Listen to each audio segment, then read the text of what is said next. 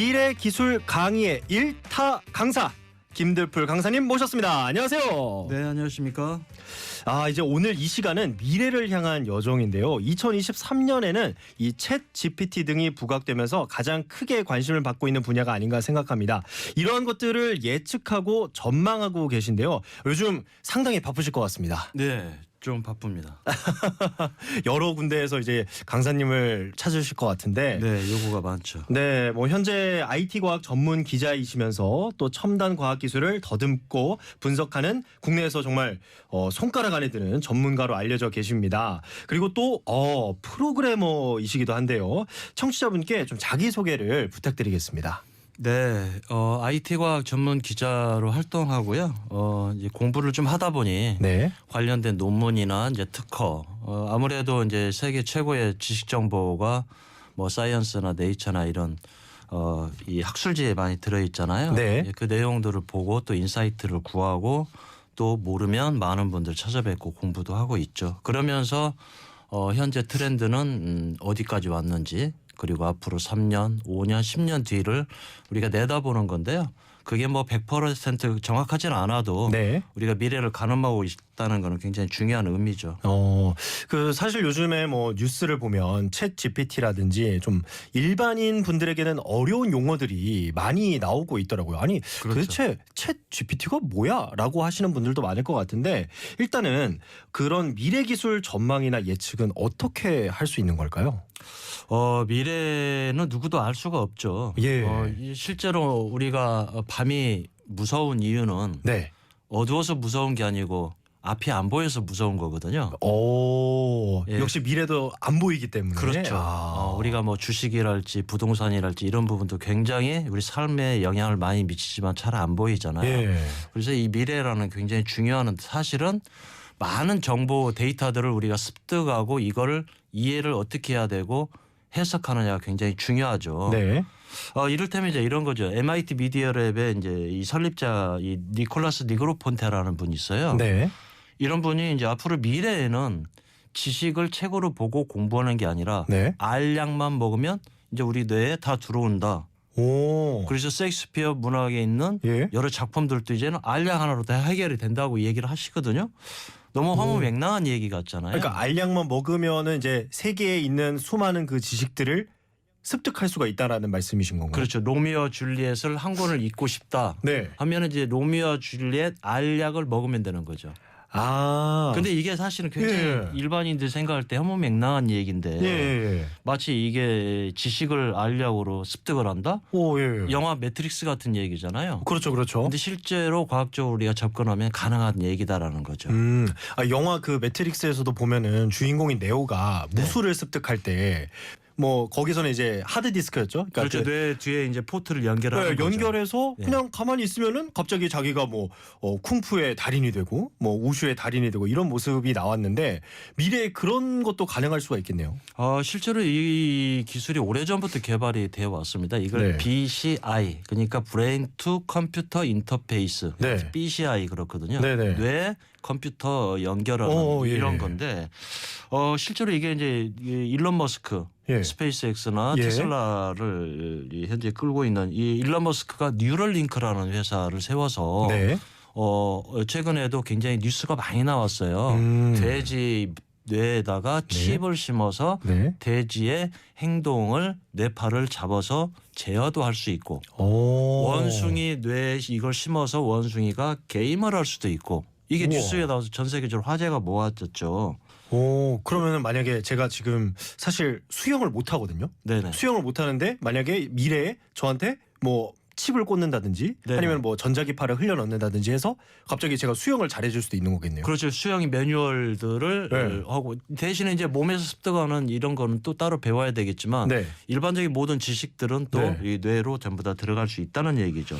이야, 이거는 정말 말씀만 들어서는 과연 이런 게 가능할까 싶은 생각이 드는데 미래 기술을 이해하는 데는 이 물리학이 또 중요하다고요? 네, 굉장히 중요하죠. 이를테면 지금 이 BCI 기술이 우리나라 네. 삼성전자도 연구를 하고 있고요. 오. 우리나라 애틀이라는 이 전자통신연구원도 똑같이 연구를 합니다. 네. 페이스북도 그렇고요. 소위 말해서 IT 큰 기업들, 빅테크 기업들은 다 이런 기술을 연구를 하는데 이런 물리학 출신들이 굉장히 많아요. 오. 예, 그래서 이런 일명 우리가 텔레파시 기술이라고 얘기하는데 실제로 우리 몸은 원자로 구성이 돼 있잖아요. 제가 문과 출신이어가지고 잘은 모릅니다. 이거 중학교 때부터 나오는 거예요. 그래요? 원자로 구성이 되어 있군요. 그렇죠. 모든 만물들, 우리 이런 마이크든 이런 예. 종이든 책상이든 네. 식물이든 인간이든 모든 세상에 나와 있는 거 원자로 구성이 돼 있어요. 예. 우리 몸은 인간은 한 22개, 24개 정도 원자로 구성이 돼 있는데 24개요? 예. 원자 종류가 딱 24개밖에 없어요? 22개에서 24개 이렇게 지금 생각보다 종류가 그렇게 많진 않네요. 그렇습니다. 실제로 이제 이 원자가 그런데 텅 비어 있다는 거예요. 원자가 텅 비어 있어요? 예, 이게 아주 기본적인 사실인데 예. 예, 이런 이 과학에 대한 아주 기본적인 것만 알아도 이걸 쉽게 이해가 가죠. 그러니까 원자가 축구 운동장만한 넓이라면 네. 그 안에 있는 원자 핵이랄지 전자 네. 안에 뭐 쿼크랄지 이런 것들은 축구공만밖에 안 타. 나머지는 비어 있다는 거예요. 그러니까 그 넓은 축구장에 공 몇 개 정도가 있을 뿐이지 나머지는 다 비어 있다는 말씀이시네요. 네네.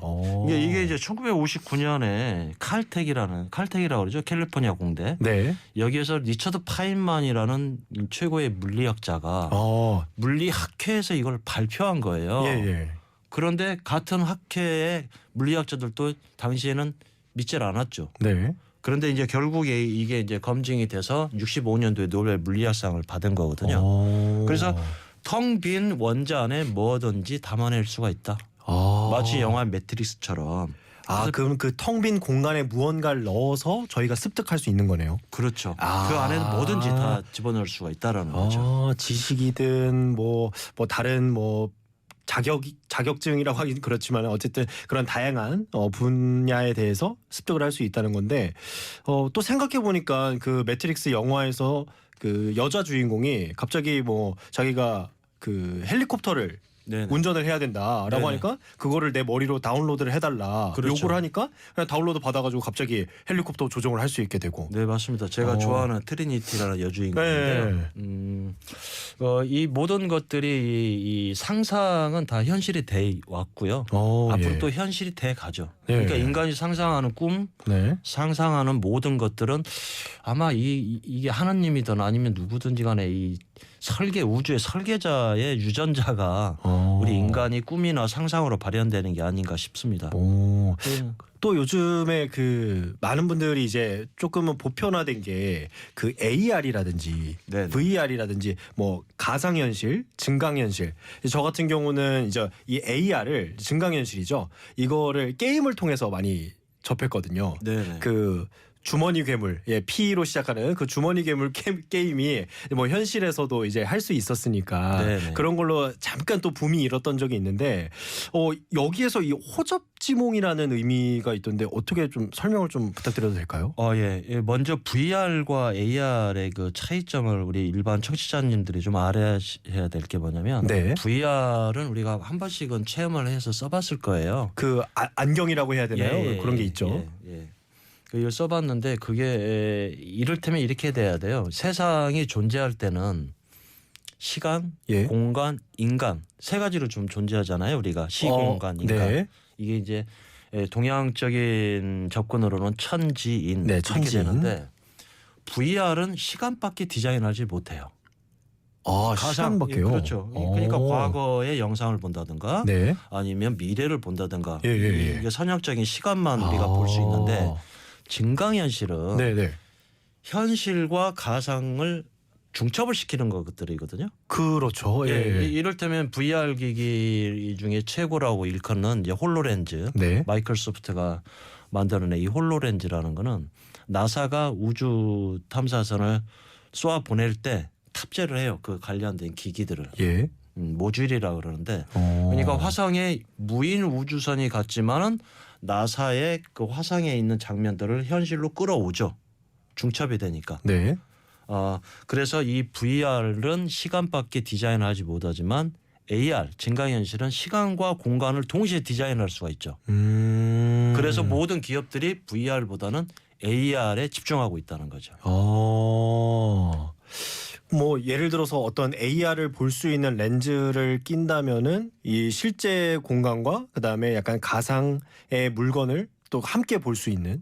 쉽게 얘기하면요 이미 나와 있습니다. 그러니까 예. 이케아 있죠, 이케아 우리 예, 가구 예. 해외에 들어와 있는 이 네. 이케아 가구점에서 우리가 집에 만약 이사를 갔거나 새로 꾸미기 위해서 네. 장롱을 놓거나 책상을 놓거나 할 때 우리가 어떻게 놓을지 가늠이 안 되잖아요. 그렇죠. 배치를 실제로 해보지 않는 이상은 쉽지가 않죠. 그렇죠. 그럴 때는 어떻게 하냐면 내 방에서 스마트폰을 켜고 네. 이케아 사이트에 들어가고 앱에서 네. 물건을 선택을 해서 이렇게 배치를 해보는 거예요. 실제로. 중첩이 되죠. 예, 예. 예, 이게 사실은 이케아 증강현실 우리가 현재 쓰고 있는 것들인데 시간과 공간이 동시에 디자인할 수가 있죠. 야, 참 신기한데 뭐 물론 이제 그 가구점에 가서 써보신 분들도 있겠지만은 네. 저는 아직은 써본 적이 없어가지고 너무나도 신기한데. 그래서 이제 이 미래를 예측하는데 아까 네. 진행자님께서 얘기를 했다시피 호접지명이라고 했잖아요. 네. 이게 이제 장자가 예. 이제 좀 있으면 봄이 오는데 이 봄날에 잠을 잔 거예요. 예. 잠을 잤는데 꿈을 꿨는데 나비가 돼서 날아다녔던 거죠. 예, 예. 그런데 이제 꿈을 깨보니 너무 생생해서 나비가 꿈을 꿔서 지금 나인지 내가 나비인지 예. 이게 모른다는 거거든요. 예, 그렇죠. 그래서 VR이든 AR이든 우리가 기술을 이해할 때는 최종 목적지를 잘 알아야 됩니다. 최종 목적지가 어딘가요? 바로 호접지몽이라는 거죠. 꿈인지 현실인지 구별이 안 되게 만드는 게 이 기술의 최종 목적지예요. 오, 그래서 AR이나 VR 기술이 새로운 기술들이 나오면 네. 과연 저 기술의 최종 목적지는 뭔가? 꿈과 현실을 구별을 안 지어주게 하면 되는구나. 그러면 어떻게 방법이 쓰는 것뿐만 아니라 뇌에 연결을 해서 영화 매트릭스처럼 예. 꿈과 현실을 구별시켜주지 않아야 된다. 이게 최종 목적지가 되는 거예요. 그러면 그 기술 최종 목적지에서 현재는 어디까지 왔나를 보면은 네. 미래를 보이죠. 오. 그래서 약간은 좀 철학적이고 인문학적으로 접근을 해야 돼요. 이게 기술을 볼 때 예. 대부분 공학적으로 이걸 이해하려고 그래 일반인들이. 네네. 그러니까 어려운 거예요. 그래서 이를테면은 예. 우리 아이가 VR을 쓰고 막 이게 보고 있어요. 네. 그럼 우리 엄마 아빠가 야 이게 뭐니? VR이라는 거예요. 그 어떤 건데 이렇게 가상현실을 보는 거예요. 아 그래? 그러면 이 가상인데 최종 목적지는 꿈과 현실을 구별 안 시켜주면 되는구나. 이렇게 인문학적으로 접근할 수가 있죠. 그렇죠, 그렇죠. 예, 이렇게 생각하면 현재 어디까지 왔는지 보이는 거죠. 이렇게 봐야지 안 그러고 공학적으로 접근하다 보면 너무 어렵습니다. 사실 많은 분들이 이제 과학이라고 하면은 어려운 거, 그러니까 네. 이런 선입견들이 있거든요. 사실 저도 그렇고요. 저도 이제 뭐 과학이라고 하면은 나랑은 좀 거리가 먼 약간 그런 느낌이 많이 드는데 강사님이 말씀해주신 대로 이렇게 인문학적으로 좀 접근을 하면은 훨씬 더 많은 일반인 대중분들이 좀 쉽게 접근할 수 있지 않을까 생각이 듭니다. 우리가 이제 고정관념이 많이 쌓여 있는데요. 네. 실제로 이제 이과, 문과 예. 뭐 이런 걸로 많이 나눠져 있었잖아요. 이전 네. 교육에서는요. 그렇죠. 그런데 이제 저쪽 유럽 쪽이나 이쪽에 보면 네. 경계가 없습니다. 근데 이걸 물리학적으로 보면 네. 그럴 것이 네. 빅뱅이라 그래서 예. 138억 년 전에 이 우주에는 아무것도 없었거든요. 네. 점 하나가 나오면서 대폭발, 빅뱅을 하면서 세상이 지금까지 이렇게 복잡하게 얽혀져 있고 인간도 나오고 모든 행성도 생긴 거예요. 예. 그러니까 원래는 모든 게 하나인 거죠. 그래서 결국에는- 불교에서도 예. 그렇게 얘기를 하죠. 그러니까 원자는 텅 비어 있다는 거는 색즉시공, 공즉지색. 그리고 이제 물리학이나 기타 모든 학문이 마찬가지겠지만은 최고의 경지에 다르면 네. 다 부질없다라고 생각하는 이유가 네. 바로 그런 부분이 아닌가 이렇게 좀 보이죠. 처음은 이제 하나에서 네. 하나의 점으로 시작이 됐고 그리고 이제 저희가 주로 이제 나눠봤던 게 이제 가상현실과 증강현실이었는데 결국엔 목적은 호접지몽이다. 네네. 그러니까 꿈과 이제 현실을 경계선을 깨버리는 거. 네네. 그것이 최종 목적지다. 네, 그렇다면은 미래 기술을 이해하는데 이 인문학적 관점이 굉장히 필요하다고요? 네네 그렇습니다. 2020년에 유전자 가위 이 크리스프 카스9이라고 그러는데요. 이제 명확히는 이제 유전자 DNA의 질병을 가위로 잘라서 다시 원상복구한다는 이 얘기거든요. 네. 굉장히 미래 기술로 각광을 받고 있죠. 미래 식량, 그다음에 모든 미래의 이 질병들 이제 이런 부분들인데 노벨 화학상을 받았어요. 노벨 화학상. 예, DNA 관련된 예, 건데. 예. 근데 왜 이 노벨 화학상이니까 생리의학상이 아니고 그러게요. 예. 이거를 쭉 보니까 그래서 노벨상 받은 이 화학상을 보니까 2017년부터 노벨 생리의학상과 화학상의 경계가 없어졌어요. 그러니까 그만큼 인간이 이제는 분자 단위에서 화학 단위까지 예. 재우기 시작했고 들여다보기 시작했다. 아. 결국 이제 모든 기술들은 이제 바이오가 만나게 돼 있죠. 그러니까 계속해서 뭔가 통합되고 융합되는 과정인 그렇습니다. 거네요. 예. 그렇다면은 또 이제 미래 기술을 이해하는데 중요한 포인트 한 가지만 짚어주신다면요. 그렇습니다. 앞으로는 이제 모든 것들이 이 드렉슐라 같은 경우에는 뭐 찍어서 냉장고 앞에서 짜장면도 찍어 먹고 김치도 찍어 먹고 모든 걸 찍어 먹는다고 이제 창조경제 시대라는 이 책에서 나와 있는데요. 네. 이제 분자경제 시대가 되는 거죠. 예. 그 아까 원자가 텅 비어 있다. 네. 그다음에 이제는 모든 이제 이 분자 단위까지 우리가 제어가 가능하다. 이제 이런 건데요. 그래서 우리가 이건 과학적이지 않아. 뭐 이렇게 얘기를 합니다. 네. 근데 과학도 이제 불과 몇백 년 안 됐거든요. 물론 인류 역사상. 예. 그래서 비과학이라고 생각하지 마시고 특히 아이들도 그렇고 성장하는데 네. 미과학이다. 아니 아직 과학적으로 밝혀지지 않았다. 아직이다. 네네. 그래서 무한한 상상과 꿈을 꿔야 된다라고 생각하시면 될 것 같다. 이런 말씀 꼭 드리고 싶어요. 네. 고맙습니다. 네, 저희는 4부에서 올해 화두가 될 가능성이 높은 챗 GPT, 즉 대화형 인공지능 서비스는 무엇인지 자세한 이야기 나눠보겠습니다. 저희는 또 주말 교통정보 듣고요. 미래학자 김들풀 강사님과의 이야기 계속 이어가겠습니다. 네, 여러분은 지금 대한민국을 대표하는 미래기술 강사 김들풀 강사와 이야기를 나눠보고 있습니다. 요즘 가장 핫한 기술 바로 챗 GPT입니다. 이 챗 GPT의 탄생으로 뭐 화제도 되고 있고 또 논란도 있는데 이게 도대체 뭔가요? 대단히 놀라운 기술로 일반인들한테 접근을 했고요. 네. 실제로 인공지능이라는 게 일부 영역에서만 기존에 말도 많았었고 또 사용들 많이 하고 그랬죠. 네. 근데 이제는 일반인 누구나 전 세계적으로 사용하게 된 거예요. 그래서 이 챗 GPT가 앞으로의 이 기술 중에 인공지능 중에 변곡점이면 틀림없습니다. 이 부분이 터닝 포인트다. 그렇죠. 이게 이제 미국의 오픈 AI라는 회사예요. 예. 이것도 이 일론 머스크가 거의 주도적으로 창립한 회사거든요. 예. 그런데 이게 작년 12월 1일 불과 몇 개월 안 됐죠. 그러네요. 예. 이제 3개월째 돼가고 있는데요. 채팅. 네. 챗이라는 얘기는 채팅 대화형이라는 얘기입니다. 이렇게 질문을 던지면은 인공지능이 모든 데이터를 분석해서 네. 문장을 구성을 해주는 거예요. 그런데 마치 사람한테 물어보니까 사람이 대답해 주시 나오는데 이게 너무 정교한 거예요. 미처 우리가 생각지도 못한 내용들까지도 다 정리를 해주다 보니까 사람들이 깜짝 놀란 거죠. 사실 그동안 뭐 휴대전화, 스마트폰에서도 그 AI가 있잖아요. 네네. 그래서 뭐 예를 들어서 누구야 이제 이름을 부르면 대답을 하고 뭐 해줘 하면은 뭐 그걸 해주고 그다음에 뭐 집안에서도 AI가 있어가지고 뭐 TV 틀어줘 하면은 TV를 틀어준다든가 뭐 이런 것들이 있었는데 챗 GPT가 이런 기존의 AI들과는 또 차별점 뭐 이런 게 있을까요 좀? 다르죠. 그 단답형이 주 2주였었다면 네. 이제는 전체적인 단락의 문장 구성은 물론이고 네. 거의 리포터 형식으로까지 써주기 때문에 다 깜짝 놀란 거죠. 제가 그 어떤 뉴스에서는 보니까 책도 쓸 수 있다고 하던데 사실인가요? 그렇습니다. 실제로 논문도 쓰고요. 예. 뭐 이메일도 보내고요. 아이들 숙제도 다 해주고. 야, 그렇다면 뭐 교수님들이나 선생님들 입장에서는 꽤나 난감할 것 같은데요. 굉장히 그래서 논란이고요. 미국의 뉴욕시 같은 경우는 초중고등학교의 교육청에서 우리나라로 따지면 네.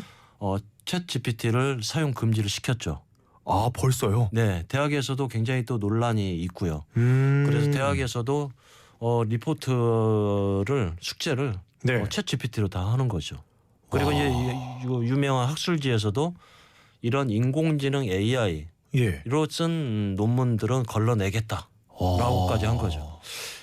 야, 제가 대학생 때 나왔으면은 굉장히 좀 잘 활용했을 것 같은데, 네. 야, 좀 너무 늦게 나와서 아쉬운 마음도 있습니다. 정말 대단한 기술인데, 챗 GPT 이거를 이용할 때 좀 뭐 주의해야 될 점, 뭐 그런 게 있을까요, 혹시? 아무래도 이 챗 GPT가 이게 초거대 AI라고 얘기를 해요. 예. 그게 이제 전문 용어로는 이제 파라미터 매개 변수라고 얘기하는데 예. 각각의 문장 또는 뭐 사진 이런 데서 특징들을 잡아낸 게 네. 수천 개 정도 이제 1,700억 개를 데이터를 돌려서 이제 만들어내는 건데요. 이 챗 GPT의 특징이 뭐냐면 다음 이 문장 또는 이 단어 다음에 그럴싸한 거를 찾아내는 거거든요. 네. 그래서 이거를 검증이 한 20% 정도 가까이는 좀 오류가 있지 않느냐. 이게 너무 그럴싸하게 그런데 이걸 내놓는다는 거죠. 그러니까 100% 팩트 사실만 전달해 주지는 않는다라는 말씀이시죠? 네. 오. 그래서 그런 부분들 오류들을 많이 봐야 되고요. 네. 그다음에 한국어는 아무래도 이게 영어권에 관련된 문장 자체가 영어이기 때문에 예. 한국어는 아직 좀 미흡하다. 초보다 수준 이렇게 이제 보고 있는 거죠. 저희가 이제 그 챗 GPT에 물어보듯이 사실 기존에는 이제 포털 사이트들이 있었잖아요. 네. 뭐 예를 들면은 한국에는 가장 대표적인 게 N사가 있고 그다음에 이제 미국에는 이제 G사 이제 네네. 그런 포털 사이트를 많이 이용했는데 이런 것들을 이제 대체할 수도 있다라는 얘기가 나오더라고요. 구글이 난리가 났죠. 일반적으로 검색하면 예. 구글 검색 엔진이 전 세계적으로 으뜸이었었거든요. 그렇죠. 그런데 이제 이렇게 보시면 될 것 같아요. 우리가 구글에서 뭘 찾고자 한다라고 검색어를 넣으면 쫙 다 나오잖아요. 그렇죠. 너무 검색이 잘 돼서 탈이었던 거고 네네. 우리나라 포털은 검색 엔진이라고까지 할 아니라 할 것까지는 아닐 정도로 굉장히 너무 못 찾아서 탈이었었고 이랬는데 네. 일일이 우리가 구글에서는 검색을 하면 결과물을 눌러서 다 확인을 해야 되는데 예. 이 챗 GPT는 그거를 한꺼번에 다 정리정돈을 해주고 거기다 너무 또 그럴싸하게 전문 영역까지도 다 이거를 찾아준다는 얘기죠. 요약을 해서 정리를. 그러니까 사람이 이렇게 일일이 눌러서 찾아야 될 거를 한꺼번에 해주니까 너무 편리한 거죠. 그러니까 기존에는 이제 뭐 검색어를 입력했을 때 정보들이 쭉 나오고 그 정보들 중에서 다시 내가 취사 선택을 했어야 했는데 그렇죠. 챗 GPT는 그냥 검색만 하면은 알아서 네가 원하는 게 이거지라고 이제 떠먹여 주는 거네요, 거의. 그렇습니다. 기술의 인사이트는 그겁니다. 인간을 끊임없이 게을러지게 만드는 것들은 지금까지 성공을 했어요. 예. 기술 자랑하면은 성공을 못 했어요. 아. 기술이 너무 훌륭한 게 많이 있지만 예. 많이 귀찮게 하면은 네. 이를테면 우리가 홈페이지 초창기에는 네. 인트로 스킵 화면들이 있었거든요. 멋있게 나오고.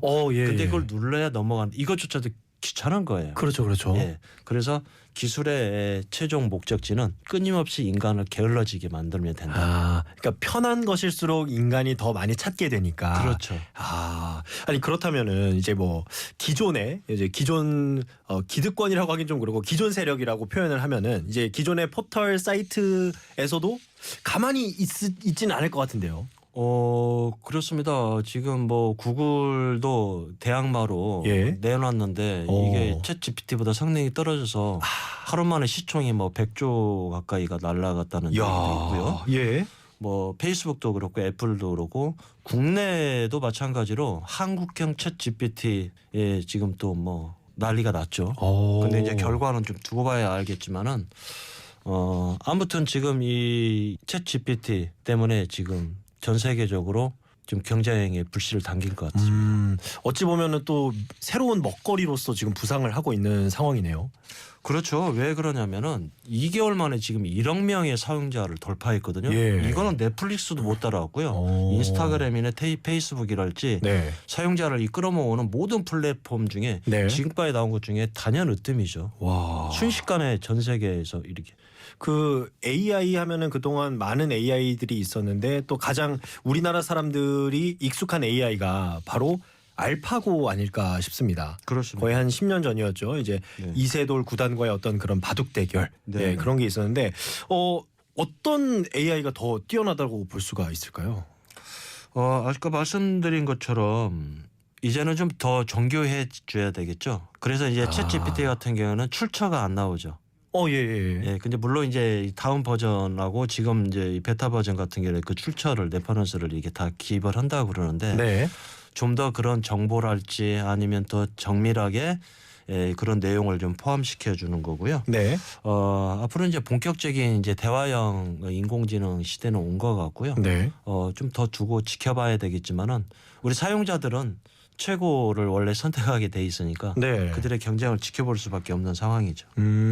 그러면 강사님께서 이 네네. 챗 GPT에 대한 전망, 미래에 어떻게 될 것이다. 살짝 좀 전망을 해주신다면. 가장 크게 변화가 오는 게 교육 분야일 것 같아요. 교육 분야. 네네. 우리나라에서도 이제 모 지자체 교육청에서도 네. 학생들한테 챗 GPT 사용법을 알려줘야 된다라고 이제 발표를 했었던 거고요. 그렇다면은 선생님들이 또 달라져야죠. 그러니까요. 예. 그리고 문제 자체를 단순하게 뭘 조사해 오세요라고 하는 문제는 이제 내면 안 되는 거예요. 너무나도 간단하게 간단한 그냥 거죠. 챗 GPT에 넣기만 하면은 나오니까. 네네. 그래서 이 북유럽 같은 어떤 질문을 내야 되지 않겠느냐. 북유럽식이요. 예, 이제 이를테면은 국내에서 대입 시험에 논술 시험에 이런 문제가 나왔어요. 네. 2050년에 세종대왕이 달나라에 가서 네. 외계인을 만났다. 관련된 내용을 창의적으로 수필을 써라, 에세이를 써라.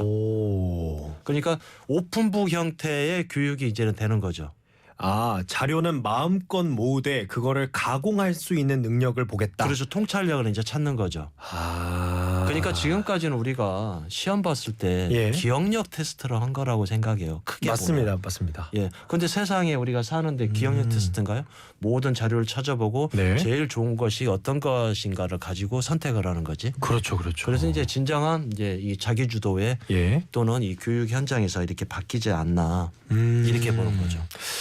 이제 이 방송을 듣고 계시는 많은 학부모님들 그리고 학생분들에게도 꽤나 좀 의미 있는 이야기가 아닌가 싶은데요. 그러면은 이제 챗 GPT라는 AI가 나왔고 이제 앞으로 또 눈여겨봐야 할 인공지능 기술 어떤 것이 있을까요?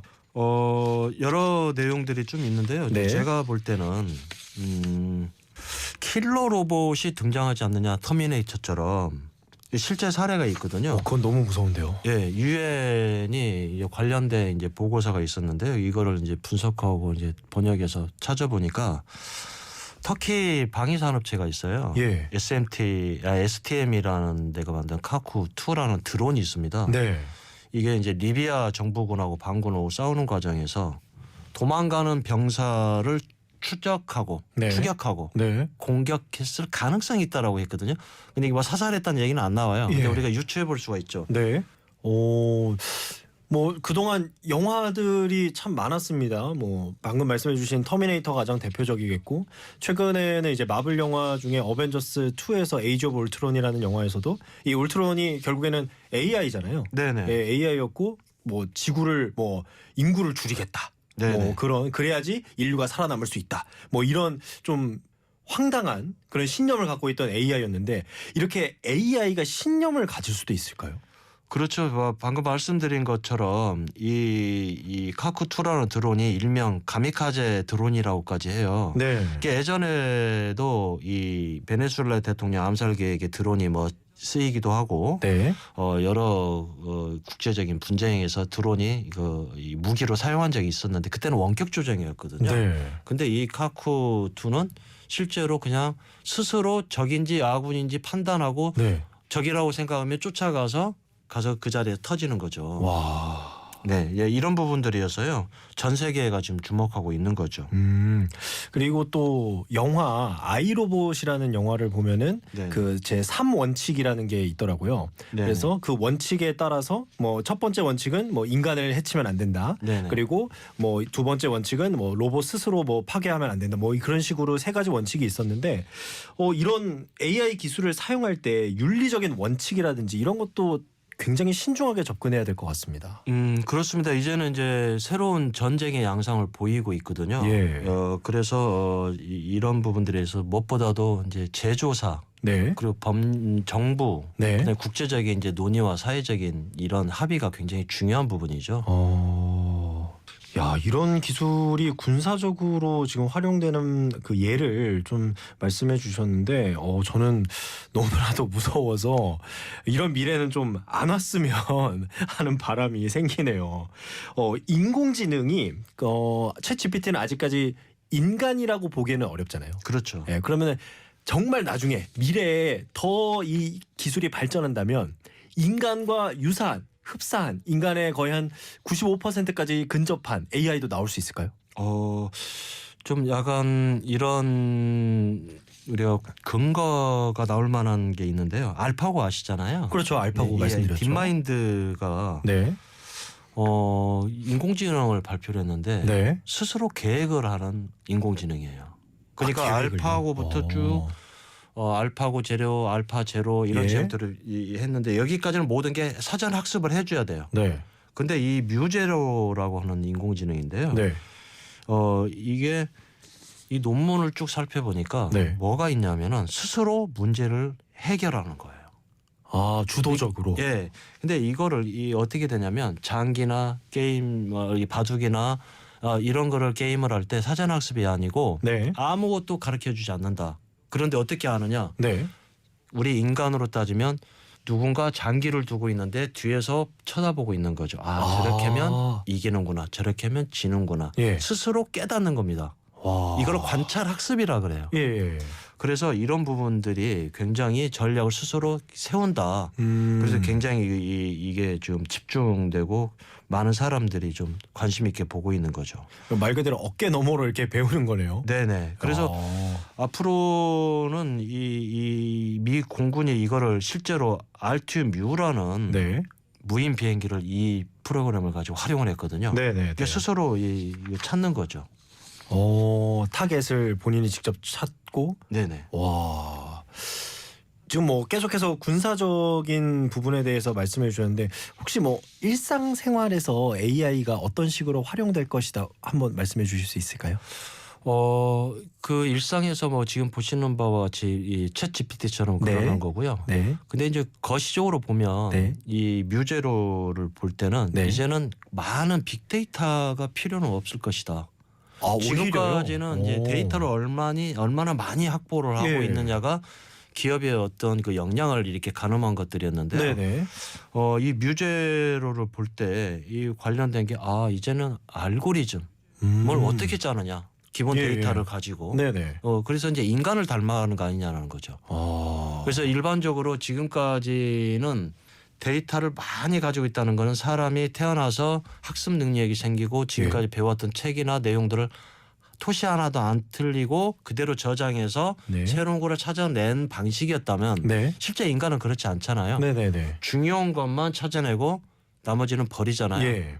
이런 형태로 이제 진정한 인공지능으로 지금 가고 있는 게 아닌가 이런 사례를 보고 우리가 좀 찾아볼 수 있고요. 실제로 페이스북이나 구글도 네. 큰 데이터가 필요 없는 이런 뛰어난 알고리즘으로 데이터 이 패턴을 찾아내는 방식으로 지금 가고 있는 것 같아요. 이제 지금까지는 뭐 정보 혹은 지식 이런 부분에 대해서 질문을 드렸었는데 뭐 이거는 제 개인적인 질문입니다만 혹시 감정도 학습할 수가 있을까요?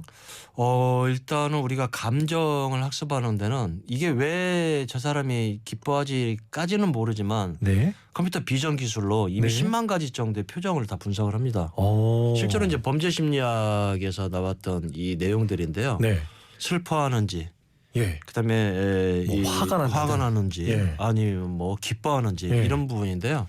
우리가 아는 미네르바 대학이라고 있어요. 하버드 대보다 더 가기 힘들다는. 네. 거기에 이제 교육 플랫폼이 온라인이고 전 세계의 기숙사 생활을 하고 지역 문제를 해결하고 이런 훌륭한 비전과 가치를 가지고 하지만 이 온라인에서 다 잡아줍니다. 학생이 졸고 있는지 집중하고 있는지 그다음에 그 학습 모양에 따라서 네. 맞춤형으로 또 제공해주고 이게 이제 에듀테크의 진정한 예. 모습이죠. 야, 학생들에게는 그렇게 좋은 미래가 아닌 것 같은데요. 이게 네. 졸고 있다가 들킬 거 아니에요. 쉽게. 너무나도 쉽게. 그렇습니다. 그리고 이게 정량적으로 판단을 하는 거죠. 와. 예, 이제 영상이나 이미지를 분석하는 컴퓨터 예. 비전 기술이라 그러죠. 이야, 정말 미래가 어떻게 될지 모르겠습니다만은 정말 상상하기 힘든 상상 범위 밖에 있는 일들이 많이 일어날 것 같습니다. 오늘 너무나도 재밌게 말씀을 해주셔서 정말 감사하고요. 일단은 지금까지 저희 강사님과 미래기술 진화와 우리 사회를 전망해봤고요. TBS에 어려운 걸음 해주셨는데 오늘 방송하신 뭐 소감이나 아니면 오늘 이야기 한번 정리해 주시면 감사하겠습니다. 네. 지금 챗 GPT를 비롯해서 많은 미래 기술들이 선보이고 있는데요. 네. 많이들 깜짝 놀라시고 그러죠. 그런데 이제 시작입니다. 이제 시작이다. 네. 이를테면은 우리가 비행기는 새를 닮았잖아요. 네. 근데 진정으로 새를 닮았을까? 아니라는 거죠. 새는 깃털도 있고 유기물질로 돼 있고 예. 이 모든 것인데 모양만 새를 닮았지 진정으로 새를 닮지는 않았다는 거죠. 네네. 궁극적으로 인공지능도 마찬가지입니다. 우리 뇌를 모방한다지만은 이 뇌의 시냅스나 아니면 그 이 뉴런이 이 다계층으로 여러 레이어라고 해서 계층 네. 여러 종류가 있거든요. 이거를 진정으로 아직 닮지는 않았죠. 예. 그래서 아직 시작이기 때문에 무한한 상상을 거쳐서 새롭게 도전하면 좋은 일이 있을 것 같다. 이렇게 말씀드리고 있습니다. 이야, 정말 미래가 어떻게 될지 모르겠습니다만은 정말 상상하기 힘든 상상 범위 밖에 있는 일들이 많이 일어날 것 같습니다. 오늘 너무나도 재밌게 말씀을 해주셔서 정말 감사하고요. 일단은 지금까지 저희 강사님과 미래기술 진화와 우리 사회를 전망해봤고요. 다음번에 한 번 더 나와주셔서 좀 재밌는 이야기 많이 들려주셨으면 하는 바람입니다. 오늘 정말 감사했습니다. 고맙습니다.